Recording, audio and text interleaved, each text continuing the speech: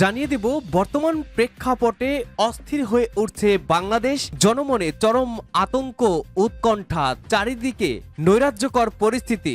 এসব বিষয়ে থাকবে বিস্তারিত সংবাদ। শুরুতেই শিরোনাম। আওয়ামী লীগের পাল্টা মার অব্যাহত, হাসিনার ডাকে প্রতিরোধের প্রাচীর গড়ছে পাড়া মহল্লা। এদিকে ব্যারিকেড ভেঙে সচিবালয় অভিমুখে ম্যাথস শিক্ষার্থীদের লং মার্চ শুরু। জানিয়ে দেব কলঙ্কময় এক অধ্যায়। ধানমন্ডির ৩২ নম্বরের বাড়ি প্রতিটি মুহূর্তেই যেন হৃদয়ে রক্তক্ষরণ ঘটায়। এদিকে আমরা সুইজারল্যান্ড ছিলাম, গত ৬ মাসে উগান্ডা হয়ে গেছি। বাস্তবতা আসলে এমন নয়। সর্বশেষ জানাবো আইন শৃঙ্খলা পর্যবেক্ষণে আজ থেকেই কমান্ড সেন্টারের যাত্রা শুরু হলো। শুনছিলেন সর্বশেষ আপডেট বাংলা সংবাদের শিরোনাম। এবারে থাকবে বিস্তারিত। আওয়ামী লীগের পাল্টা মার অব্যাহত, হাসিনার ডাকে প্রতিরোধের প্রাচীর গড়ছে পাড়া মহল্লা। বাংলাদেশের শনিবার রাত থেকে শুরু হয়েছে অপারেশন ডেভিল হান্ট অভিযান। সেনা ও পুলিশের যৌথ বাহিনীর এই অভিযানে রবিবার দুপুর পর্যন্ত ঢাকার অদূরে গাজীপুরে ৪০ জনকে আটক করা হয়েছে। তারা সকলেই বিগত ফ্যাসিস্ট সরকারের লোক বলে পুলিশ জানিয়েছে। অর্থাৎ ধৃতরা সকলেই আওয়ামী লীগের নেতাকর্মী। এক পুলিশ অফিসারকে মাইকে বলতে শোনা যায়, আওয়ামী ফ্যাসিস্টদের বিরুদ্ধে অপারেশন শুরু। শুক্রবার রাতে সাবেক মুক্তিযোদ্ধা বিষয়ক মন্ত্রী আকম মোজাম্মেল হকের বাড়িতে বৈষম্য বিরোধী ছাত্র আন্দোলনের সমর্থকরা হামলা চালায়। খবর পেয়ে স্থানীয় মানুষ এলাকার মসজিদের থেকে ডাকাত পড়েছে বলে আওয়াজ তুললে জনতা সাবেক মন্ত্রীর বাড়িতে থাকা হামলাবাজদের গণধোলাই দেয়। পাল্টা মারে জনা ১৫ আহত হয়েছেন, তাদের ৫ জনের অবস্থা গুরুতর। আওয়ামী সমর্থকদের পাল্টা হতচকিত প্রশাসন এবং মোহাম্মদ ইউনূসের অনুগামী ছাত্র সংগঠন প্রমাদ গুণে দুপুরেই অপারেশন ডেভিল হান্ট শুরুর কথা ঘোষণা করে সরকার। গাজীপুর দিয়ে শুরু হয়ে সেই অভিযান এখনো চলছে। তাৎপর্যপূর্ণ হল, সেনা পুলিশের অভিযান শুরুর পরও আওয়ামী লীগের পাল্টা মার অব্যাহত রয়েছে। শনিবার ও শুক্রবার রাতে সাবেক মন্ত্রীর বাড়ির ঘটনার জেরে বৈষম্য বিরোধী ছাত্র নেতৃত্ব বিক্ষোভ কর্মসূচি নিলে পাল্টা সমাবেশ করে আওয়ামী লীগ। বৈষম্য বিরোধী ছাত্র আন্দোলনের বিক্ষোভের মুখে দায়িত্বে অবহেলার কথা মেনে নিয়ে ক্ষমা চান গাজীপুর মহানগর পুলিশের কমিশনার। সরিয়ে দেওয়া হয় সদর থানার ওসিকে। বিক্ষোভ শেষে সন্ধ্যা ৬:৩০টার দিকে জেলা প্রশাসকের কার্যালয়ের সামনে গুলিতে এক শিক্ষার্থী আহত হয়। এদিকে আওয়ামী লীগের প্রতিরোধ এবং পাল্টা হামলা এ থেকেই অব্যাহত রয়েছে। এছাড়া কালিয়া হরিপুর ইউনিয়নে পথসভা করা নিয়ে বিএনপি ও আওয়ামী লীগের মধ্যে ধাওয়া পাল্টা ধাওয়ার সংঘর্ষের ঘটনা পর্যন্ত গড়ায়। পাইকপাড়া গ্রামে আওয়ামী লীগের নেতাকর্মীরা বিএনপির হামলা রুখে দেয়। দলের কর্মসূচি মেনে বেশ কিছু জায়গায় বিক্ষোভ সমাবেশ করেছে আওয়ামী লীগ। গত ৫ই ফেব্রুয়ারি শুরু হওয়া বিক্ষোভ কর্মসূচি সোমবার পর্যন্ত চলার কথা রয়েছে। ব্যারিকেড ভেঙে সচিবালয় অভিমুখে ম্যাথস শিক্ষার্থীদের লং মার্চ। ৪ দফা দাবি আদায়ের লক্ষ্যে সচিবালয় অভিমুখে লং মার্চ শুরু করেছে medical assistant training school maths শিক্ষার্থীরা। রোববার ৯ ফেব্রুয়ারি বিকেল ৪টা ১৫ দিকে রাজধানী শাহবাগ মোড় থেকে লং মার্চ শুরু করেন তারা। এ সময় পুলিশ বাধা দিতে চাইলে পুলিশের সঙ্গে তাদের ধাক্কাধাক্কির ঘটনা ঘটে। এ সময় পুলিশের ব্যারিকেড ভেঙে লং মার্চ শুরু করেন তারা। শিক্ষার্থীদের দাবি আশ্বাসের নামে আবারও মূলা ঝুলানোর চেষ্টা করছে স্বাস্থ্য মন্ত্রণালয়। আমরা আজই ম্যাথস বৈষম্যর সুরাহা চাই, আর রাজপথে এসে আন্দোলন করতে চাই না। ধানমন্ডি ৩২ বঙ্গবন্ধুর বাড়ি বাঙালি স্বাধিকারের সংগ্রামের তীর্থস্থান। ঢাকায় বঙ্গবন্ধুর নিজের বাড়ি ছিল না, তিনি ভাড়ায় থেকেছেন বিভিন্ন এলাকায়। পাকিস্তানি শাসক গোষ্ঠীর চাপে অনেকেই তাকে বাড়ি ভাড়া দিতে চাইতেন না। যারা দিতেন তাদের হুমকি দিয়ে বাড়ি ছাড়তে বাধ্য করা হতো। এই হেন পরিস্থিতিতে শুভানুধ্যায়ীদের পরামর্শে বেগম ফজিলাতুন নেসা মুজিব ঢাকায় প্লটের জন্য আবেদন করেন। ১৯৫৭ সালে ২০০০ টাকা এককালীন জমা দিয়ে তার নামে ধানমন্ডিতে পিডব্লিউডি এর কাছ থেকে ৬,০০০ টাকা মূল্যে ১ বিঘার একটি প্লট বরাদ্দ পান। বাকি ৪,০০০ টাকা ছিল কিস্তিতে পরিশোধযোগ্য।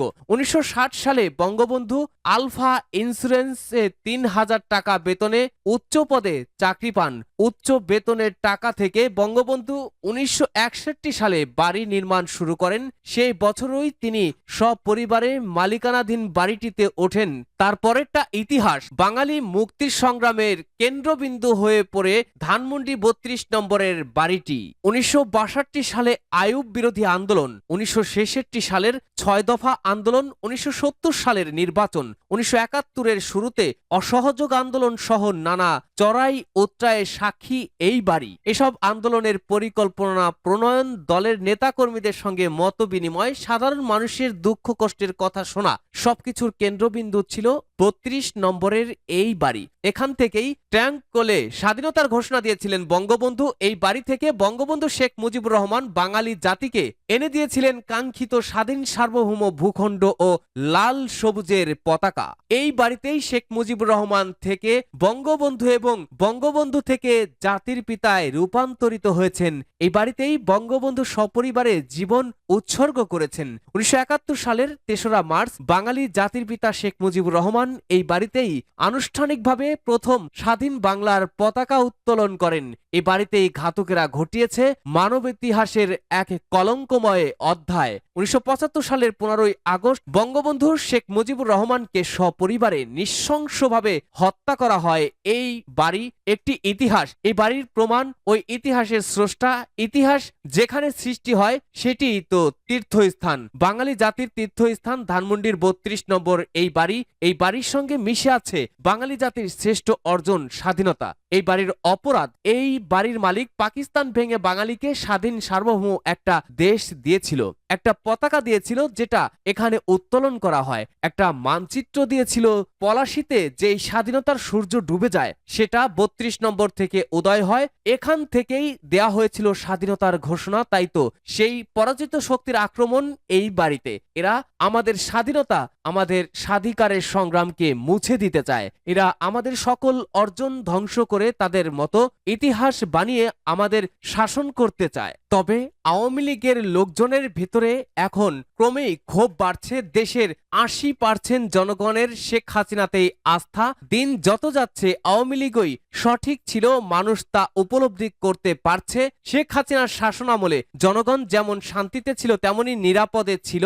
শেখ হাসিনা মেহনতি মানুষের সরকার, গরিব দুঃখী মানুষের সরকার। তাই উন্নয়নের ধারাবাহিকতা বজায় রাখতে শেখ হাসিনার বিকল্প নেই, এমনটা মনে করেন অনেকেই। অনেকেই এ নিয়ে প্রশ্ন তুলেছেন, বাংলাদেশে যদি 80% লোক আওয়ামী লীগের হয় তাহলে আমাদের স্বাধীনতার স্থপতি যখন শেখ মুজিবুর রহমান, স্বাধীনতার স্মৃতি বিজড়িত ওই বাড়িটি কিভাবে ভাঙা হলো, যেখানে একটা লোক পর্যন্ত পাওয়া গেল না ওই ভাঙন ঠেকানোর জন্য।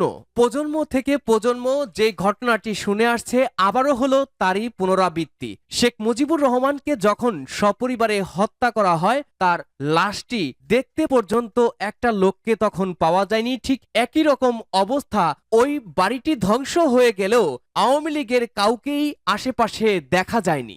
আমরা সুইজারল্যান্ডে ছিলাম, গত 6 মাসে উগান্ডা হয়ে গেছি। বাস্তবতা আসলে এমনটা নয় বলেছেন ব্যারিস্টার ফুয়াদ। আমার বাংলাদেশ এবি পার্টির সাধারণ সম্পাদক ব্যারিস্টার আসাদুজ্জামান ফুয়াদ বলেছেন, গত 16 বছরে যে মব জাস্টিস হয়েছে সেই তুলনায় দেশে এখনো কিছুই হয়নি। শনিবার 8ই ফেব্রুয়ারি দুপুরে জামালপুর শহরের ফৌজদারি মোড়ে এবি পার্টির জেলা কার্যালয়ে জনসভা পূর্বক এক সংবাদ সম্মেলনে তিনি এই কথা বলেন। এ সময় তিনি আরো বলেন, হঠাৎ গত 3-4 মাস ধরে আমরা মব জাস্টিসের আলোচনা এত বেশি শুনছি যে আমরা সুইজারল্যান্ডে ছিলাম, গত 6 মাসে আমরা উগান্ডা হয়ে গেছি।